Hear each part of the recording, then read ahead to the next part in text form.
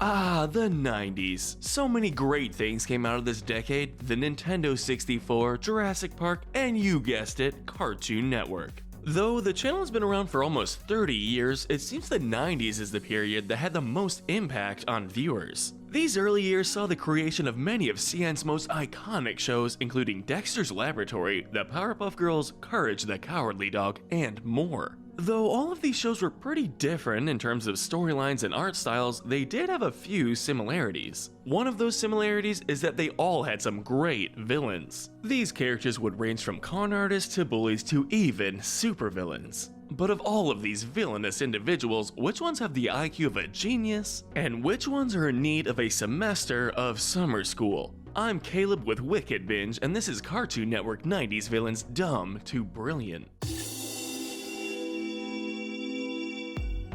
For this list, we'll be starting with the least intelligent characters. These villains are childishly minded. Starting us off, we're giving the gold medal of idiocy to Eddie's brother from Ed, Edd n Eddy. Eddie's brother, or Big Bro as he is sometimes called, was a character whose reveal was years in the making. All throughout the series, Eddie bragged about how great his brother was. According to Eddie, his brother was as cool as can be and an exceptionally talented individual. In reality, Eddie's brother is a typical bully, and that's why we rank him so low. He really doesn't have much in the way of intelligence. He gets incapacitated by his own door, and he even mistakes Double D for a girl. Big Bro is also hurt by a lack of appearances, as he only appeared in the show's final movie, The Big Picture Show. Still, with how momentous his appearance in the movie was, it felt only right to still give him a spot on this list. Besides, who else would have gotten last place? Coming in second place, the silver medal of idiocy goes to the Amazons from Johnny Bravo. Led by a woman named Melissa, the Amazonians live in their own secluded island. Things begin to change when Johnny Bravo crash lands on the island and becomes quite the nuisance to their community. Much like Eddie's brother, the Amazons are hurt by a lack of appearances in their series. They only appeared in one episode, and the pilot one at that. Thankfully, these warriors have enough brains to get out of last place. While they may just seem like women completely detached from the rest of society, you have to take a deeper look at their characters to see that they do have some intelligence. First, they are the only residents of this island. This means they've had to thrive and survive all this time on the island with just themselves. If that isn't impressive, we don't know what is. They even have control of the island's elephants, which is something we're sure nobody else on this list can do. Still, they are relatively oblivious to the modern world around them, being completely clueless as to how Johnny ended up on the island. They have an almost childlike naivety to them, which makes them all the more fitting for this spot on the list. The Amazons are obviously not the smartest villains on this list, but they aren't exactly clueless either. A quick word of advice for anyone booking a flight in the future: avoid this island at all costs. Rounding out the bottom three, we're giving the bronze medal of idiocy to the Powerpuff Girls' own Fuzzy Lumpkins. Is this really a surprise? When you look at the majority of the other villains in Powerpuff Girls Rogues Gallery, Fuzzy is definitely not going to become a member of Mensa anytime soon. Fuzzy is the epitome of brawn over brains. Fuzzy's focused on using his strength, and he's the villain who's most likely to get into a knockout dragout with the girls. Scheming and plotting is not this villain's forte. The only thing we can give Fuzzy props on is that he did somehow manage to win an election against the mayor. However, we feel that this says more about the mayor's intelligence than it does about Fuzzy's. Fuzzy didn't even take advantage of using the office for supervillain gain. Can you really rank high on this kind of list if you fail at that? During his tenure, he did almost nothing but turn the mayor's office into a mess and make the girls wash his clothes. By the end of the episode, the citizens turn on Fuzzy, seeing him as an even more incompetent leader than the mayor, and that's saying something. Fuzzy might be one of the strongest villains to battle the Powerpuff Girls, but he's got a long way to go before he's one of their smartest. We're going back to the Peach Creek cul-de-sac for another villain. Who else but those nefarious Kanker sisters? Made up of Lee, Marie, and May, these girls want nothing else but their boyfriends, the Eds, and they will stop at nothing to make them theirs. In the first few seasons, the Kankers seem like ordinary bully characters. They go after the Eds, make a mess of whatever scam they have planned, and that's the episode. But as the show progresses, you begin to see that they are surprisingly clever. Take the episode which features the Eds wandering into an abandoned house. This was all a setup for them to try and get the Eds, and they fell right into it. There were several other times the Eds played right into their schemes, showing that they may know the Eds better than they themselves do. While the Kankers are pretty great at coming up with schemes to lure in the Eds, they are far from the sharpest kids in the cul-de-sac. The Kankers are very prone to infighting. Sometimes they don't see everything eye to eye, and that can lead to quite the fight breaking out between the trio. Also, though they know the Eds as well as the back of their hands, is it really that great of an accomplishment to have played them? Let's face it, the Ed Boys do have a pretty predictable shtick. Though they aren't as smart as our following entries, the Kanker sisters remain the biggest threat to the cul-de-sac, and you can't take that away from them. Move out of the way, for a princess has arrived. From the Powerpuff Girls, it's Princess Morbucks. Morbucks' defining trait is being a spoiled rich kid, so it shouldn't be that much of a surprise that she's not on the brighter side of the list. That isn't to say she's completely idiotic, however. In the series' Christmas special, she managed to make Santa Claus believe the girls were naughty and that she should be the fourth Powerpuff Girl. She can also be smart with her money. One episode saw her buy Townsville from the mayor, putting the city in her direct control. Unfortunately for her, her reign was a short-lived one, and it all came undone as a result of her. Morbucks decided to legalize crime, which, as you can imagine, came back to bite her in the episode.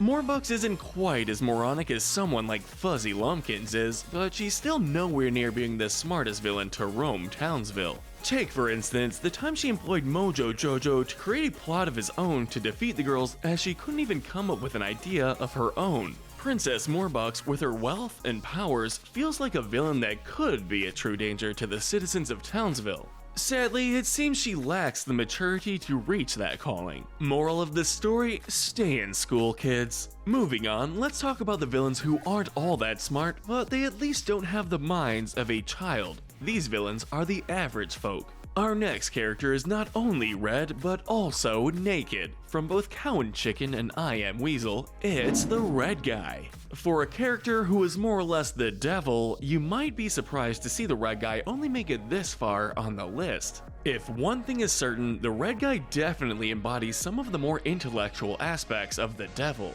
He's a charismatic fellow, and he's always pulling strings to make the lives of others miserable. In particular, he loves to torment Cow and Chicken, and he'll go to great lengths to do so. Even if it means he has to take up a new career, he'll do it if it means he can terrorize those two. At his core, the Red Guy is a scam artist, and an alright one at that. Pretty much every episode sees him come up with some sort of a new scheme, and the cast more or less go along with it. Unfortunately, that's about where the Red Guy's smart side stops showing. Much like Morbucks before him, the Red Guy is a villain whose biggest obstacle is himself. There were numerous instances in the show where his plans came apart all because of his own actions. He is also a pretty incompetent villain. We're talking about a character who seriously mistook a golf ball for a comet. We must also mention that he's not the only devil-like character on this list. You know exactly who we're talking about, and compared to him, the Red Guy just doesn't come close in regards to brains. Sorry, Mr. Guy.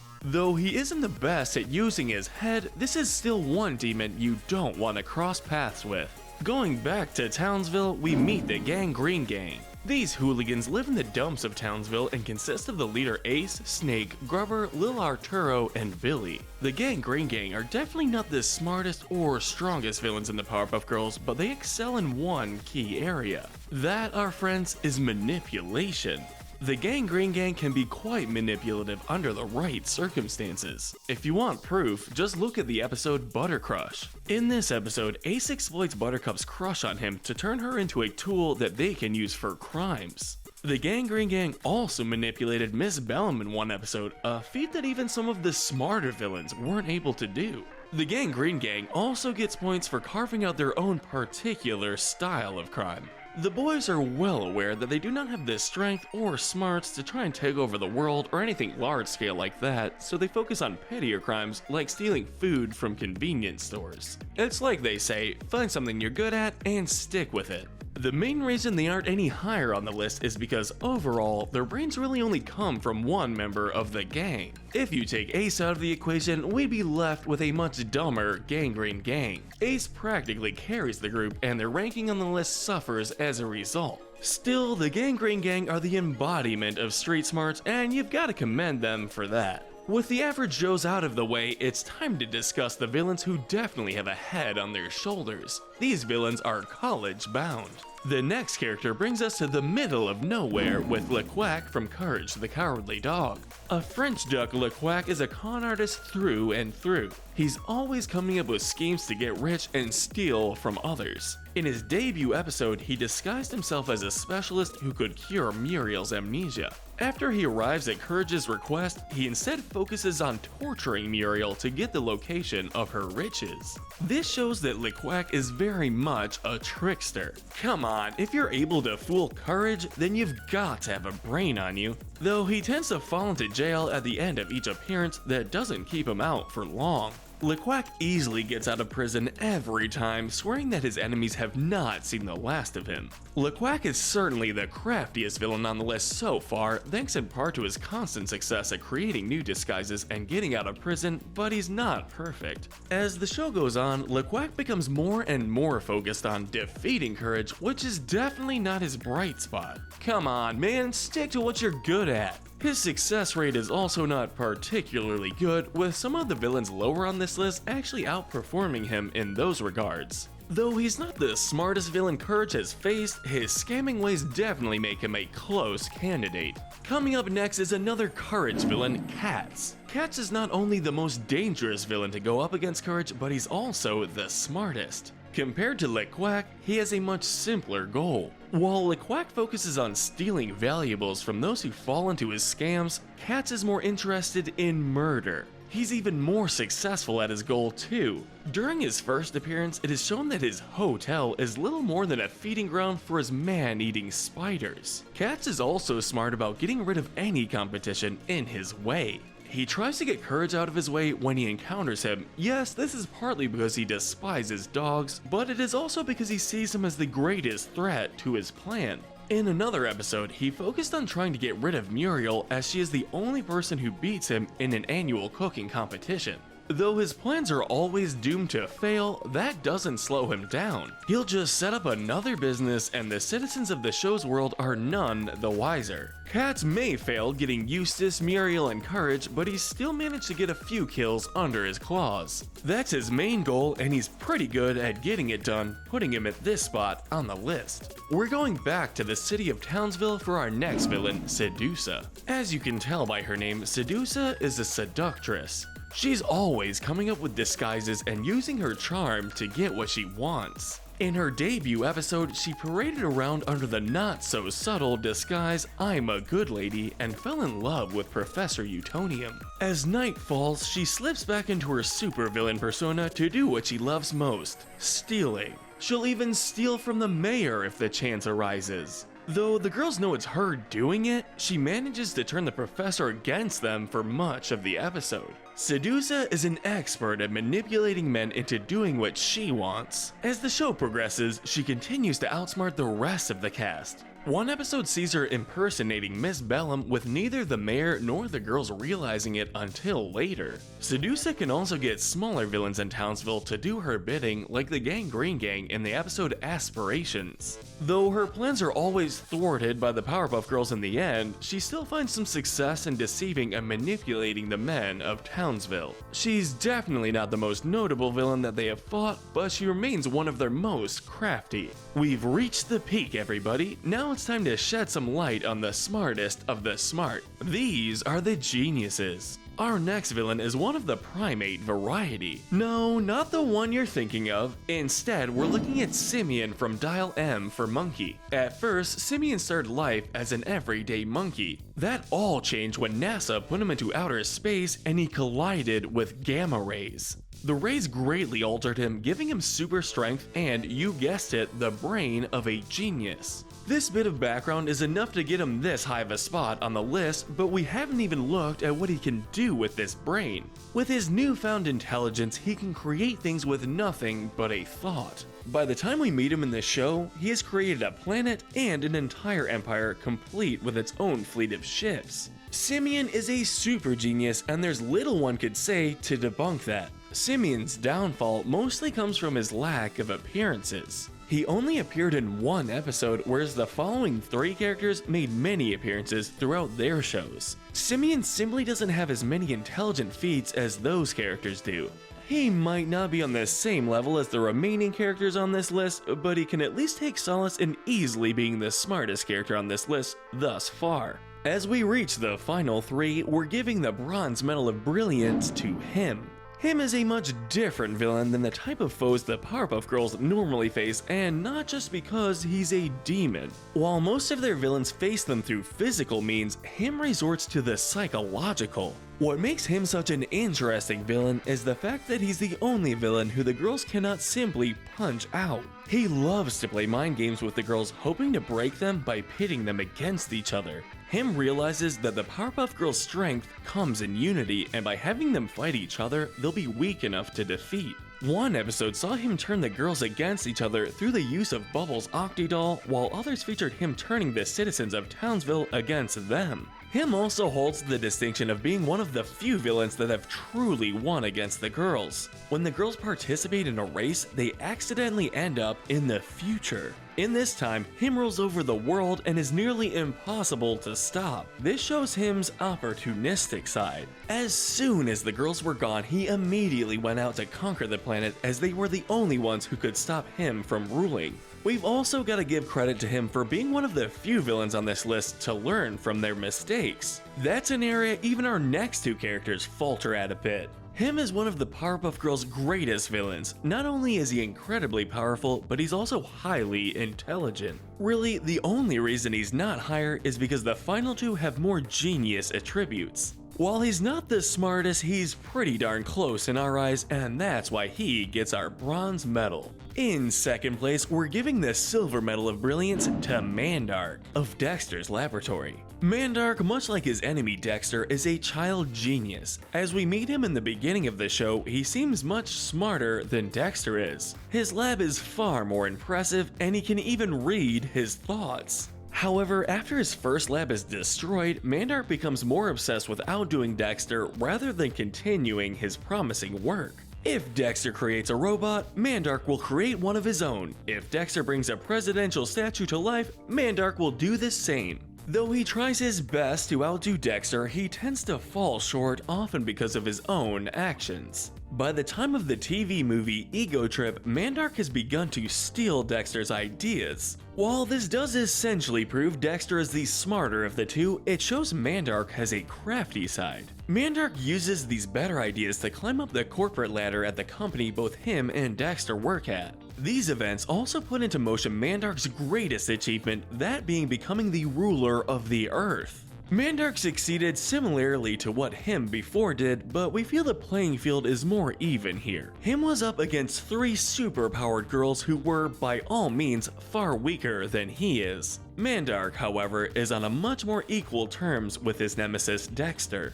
For this reason, as well as all of his other accomplishments, we have to give the edge to Mandark here. However, there is one more villain we have to look at. In first place, we're handing out the Gold Medal of Brilliance to Mojo Jojo himself. Mojo Jojo, much like Simeon from earlier, was an everyday monkey until a lab experiment turned him into a super genius. That begs the question, if he's so similar to previous candidates, what makes him the most brilliant? Well, what is something that many of the villains on this list have failed at? Beating their foes. Not Mojo Jojo though. While he does get his butt handed to him plenty of times, he has a rather impressive amount of wins. Mojo has straight up defeated the Powerpuff Girls before on several occasions. Even him had to wait for them to disappear when he took over the world. Not only that, but he's taken over the world more than once. In the second instance, the special episode The Powerpuff Girls Rule, he took over the planet and solved all of its problems, every single one. While he ultimately got bored of it and returned to a life of crime, it's a feat that feels so much more impressive than every other villain we've looked at. Given the fact that this is an accomplishment not even the heroes of any of these shows can do, how could we not give him the title of Most Brilliant? While him would rather watch the world burn and Mandark is only interested in one-upping Dexter, Mojo Jojo puts in the work to make the Earth a better place. And if that isn't a sign of brilliance, we don't know what is. Besides, who else on this list is as verbose as Mojo is? But let us know in the comments section if you agree with our ranking, and tell us what we should cover next. Remember to hit that notification bell and binge our dumb to brilliant playlist, where we figure out which characters have the most wits. But most importantly, stay wicked.